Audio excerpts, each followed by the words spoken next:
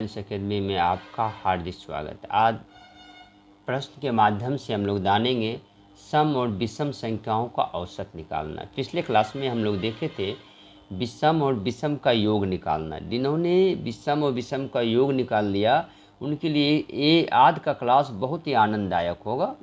और ज़्यादा नहीं, पिछले वीडियो आप लोग लिख लीजिएगा, मात्र 5 मिनट का वीडियो है और 5-10 मिनट निकल कर यदि मैथ आपका मजबूत होता है तो हमको नहीं लगता है कोई हानि है। फिर भी आगे चलते हैं।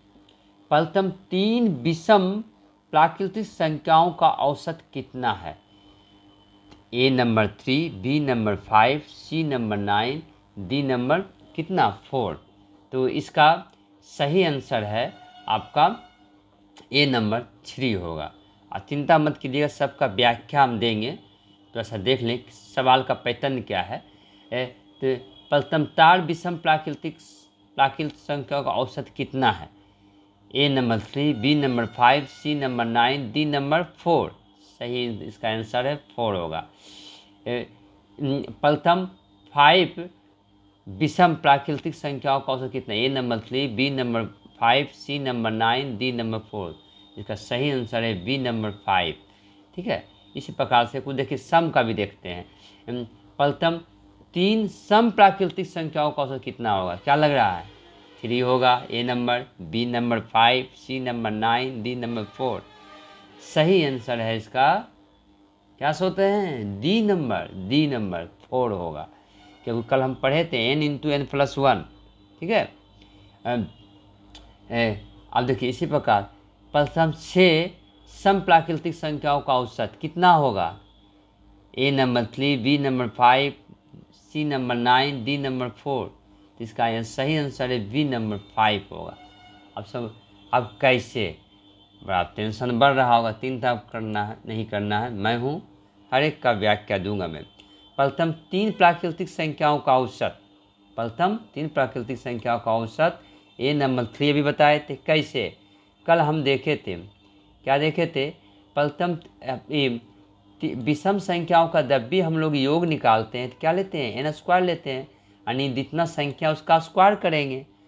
और जब इसी का औसत निकालेंगे, यदि 3 का औसत निकालेंगे, कोई भी संख्या 3 रहेगा तो 3 से भाग देंगे, 4 का औसत निकालेंगे 4 से भाग देंगे, 5 रहेगा तो हम 3 का ही निकाल रहे हैं ना, तो 3 से भाग दे देंगे।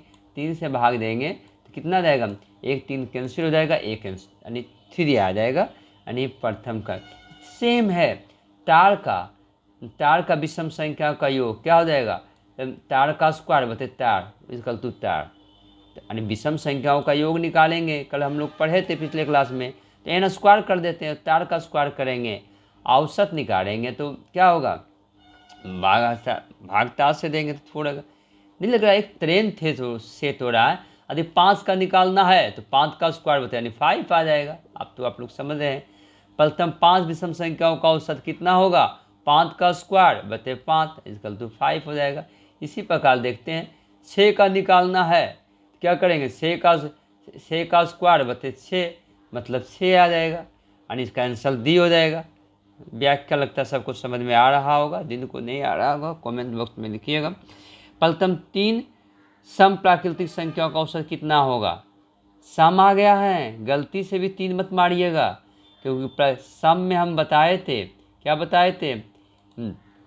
n into N plus 1। 4 है तो 4 को एक पढ़ाइएगा, 5 दोनों को मल्टीप्लाई कीजिएगा, ये योग निकलेगा। क्या निकलेगा? ये आपका योग निकलेगा।